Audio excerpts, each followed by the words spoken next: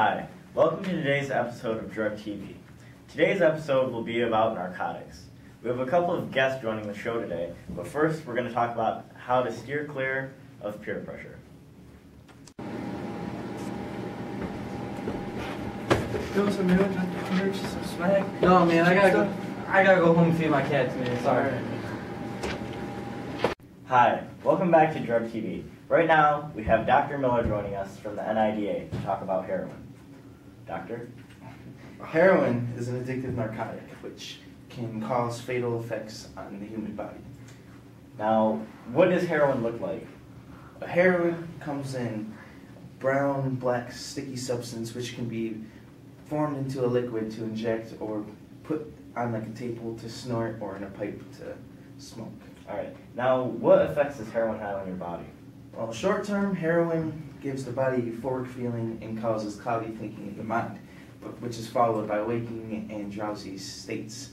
It also decreases your breathing, which can cause an overdose to be fatal. And also, with injection, with the needles, it can increase your risk of getting AIDS or HIV. Alright, now what are some common street names for heroin? Well, heroin goes by heroin, obviously, and smack, and H, and Scott, and junk. And there's other names out there, but just be aware of what you're getting. All right.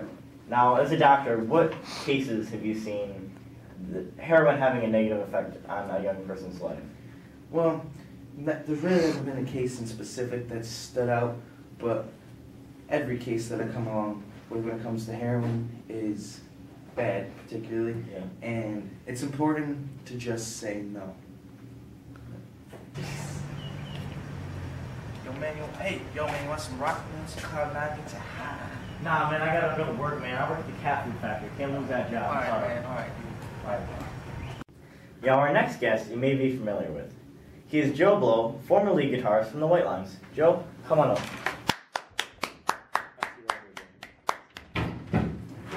Joe is here today to talk about his addiction to cocaine and what negative effects it had on his life. Joe?